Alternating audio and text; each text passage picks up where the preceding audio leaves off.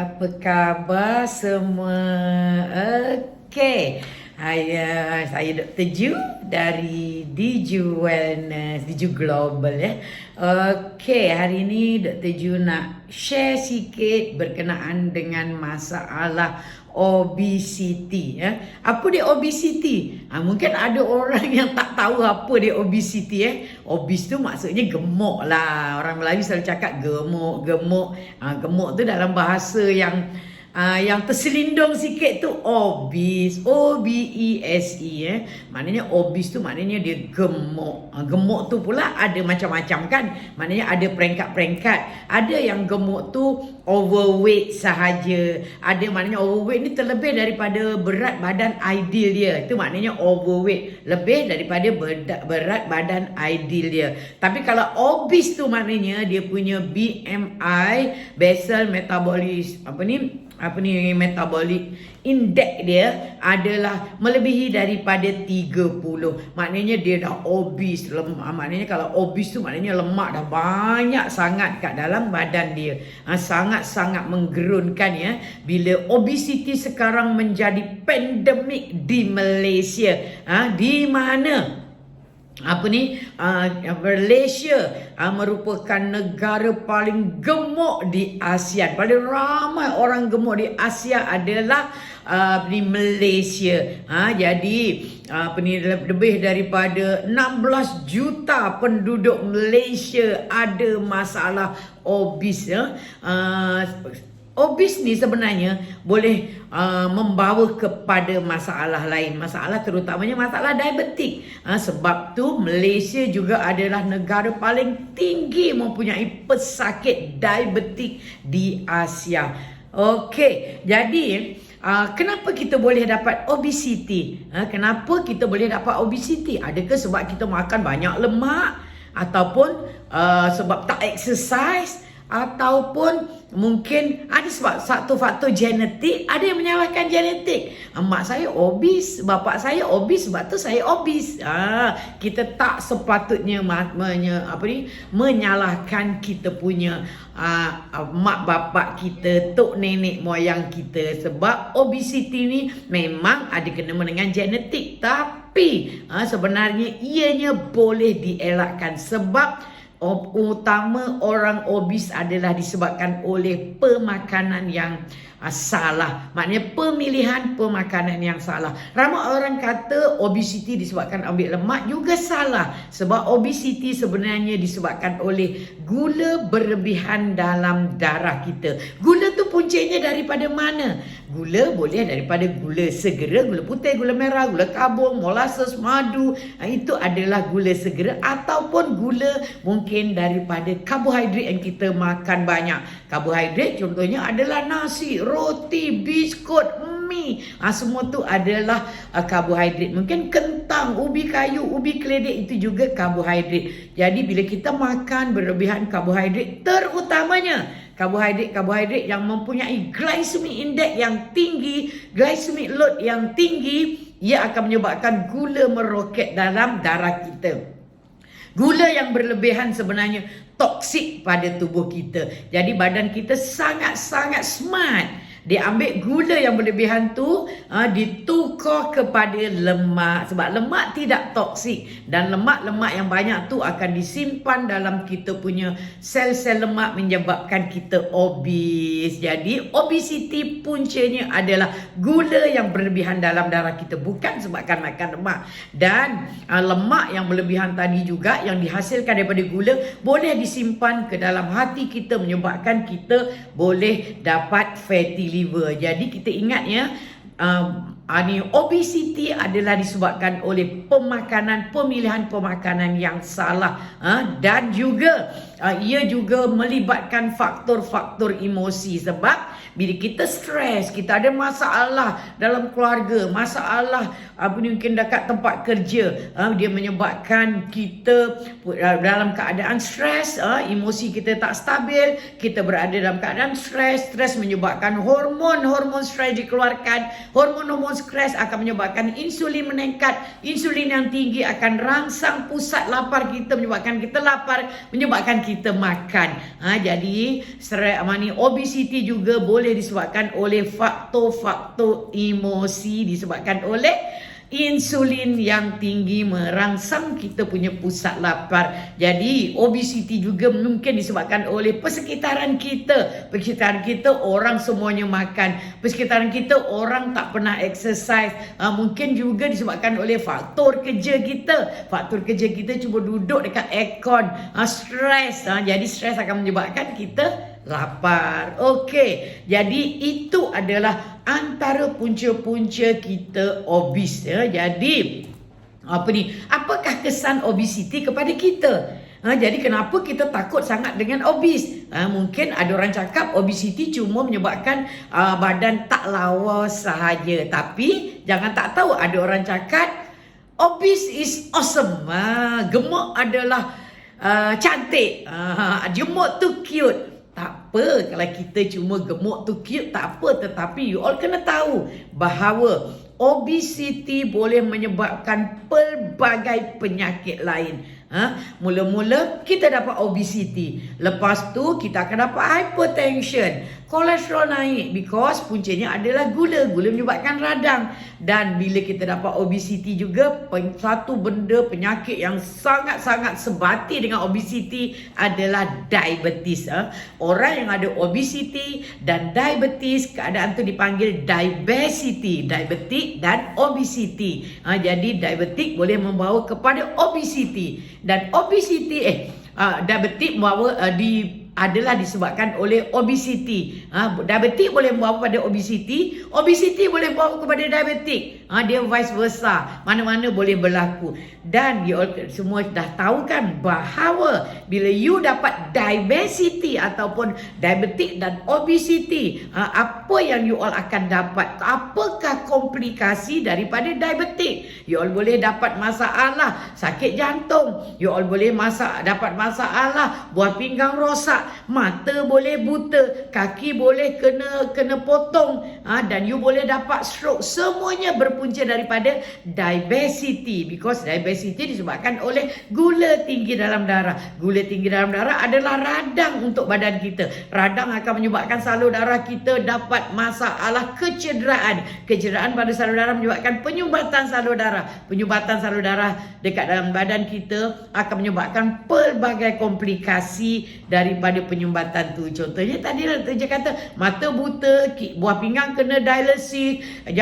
sakit jantung, dapat stroke, jadi kaki pun boleh kena potong. Jadi itu adalah antara keburukan ataupun komplikasi daripada obesity dan juga diabesity.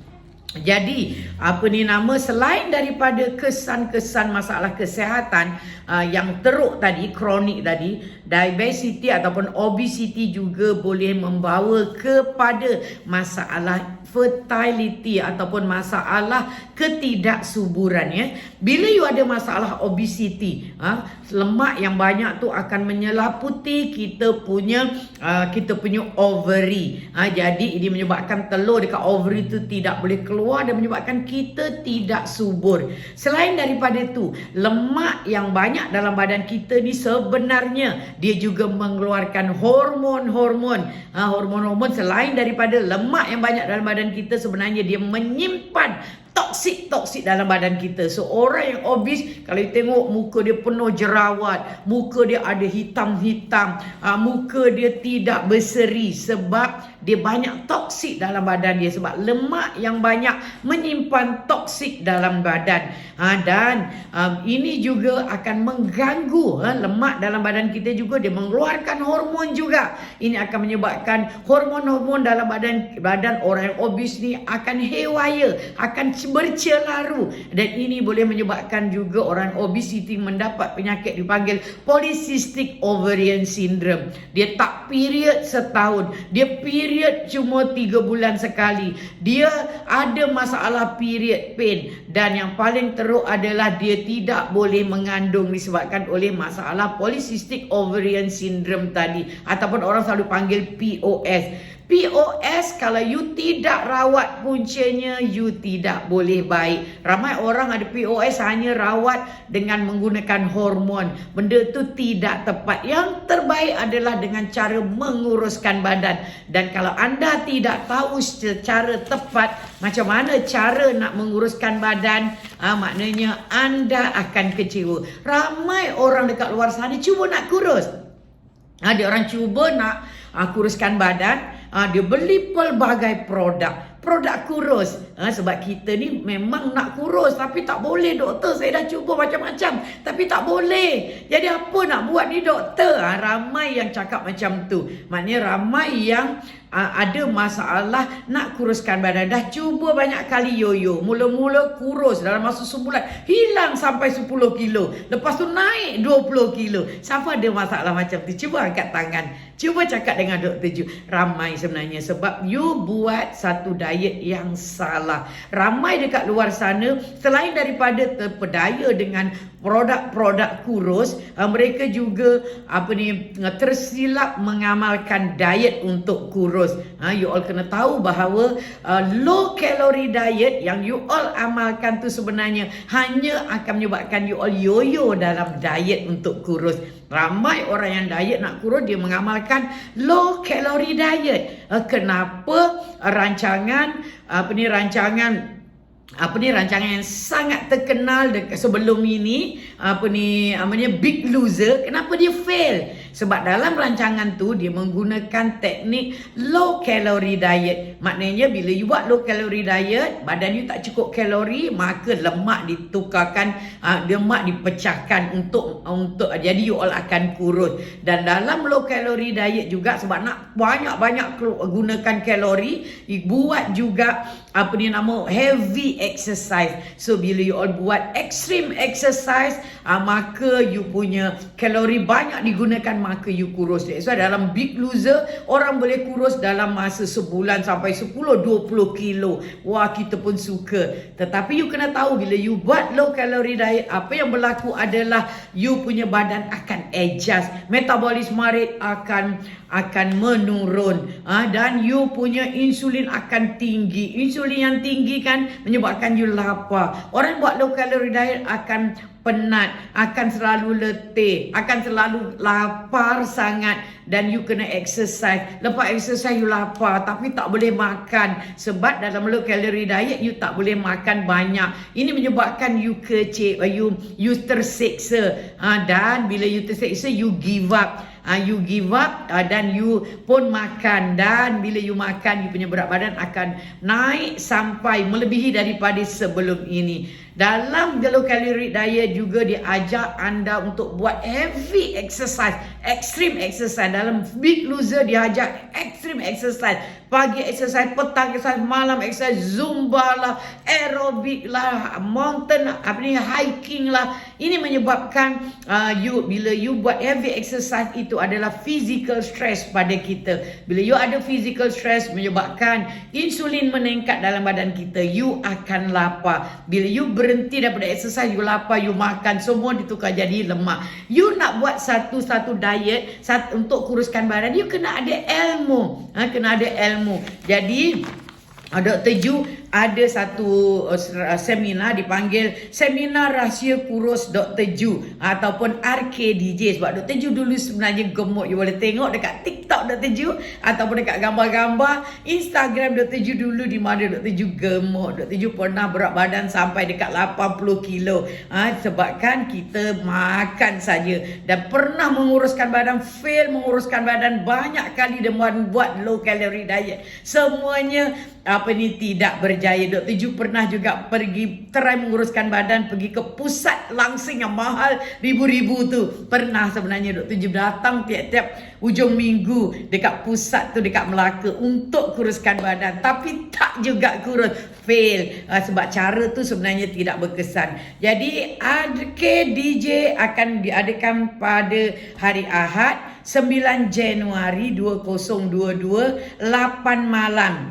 platform Zoom. Harga sebenarnya seminar ini adalah RM99. Tetapi disebabkan Dr. Ju nak bantu anda untuk kurus, Dr. Ju bagi seminar ini hanya RM15 untuk siapa yang live hari ini. Siapa yang live hari ini yang nak seminar RKDZ dengan hanya RM15, klik link di bawah, klik di bawah ni cakap saya nak.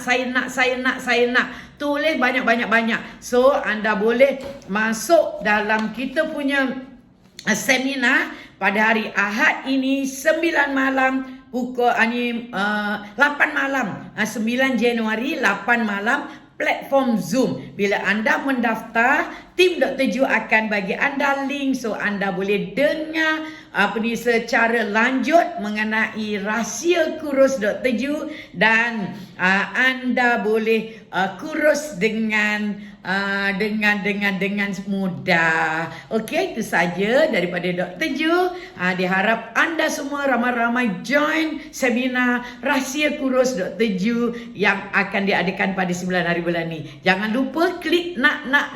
Saya nak. Nanti tim Dr. Ju akan hubungi anda. Okey, itu saja untuk hari ini. Assalamualaikum warahmatullahi wabarakatuh. Bye.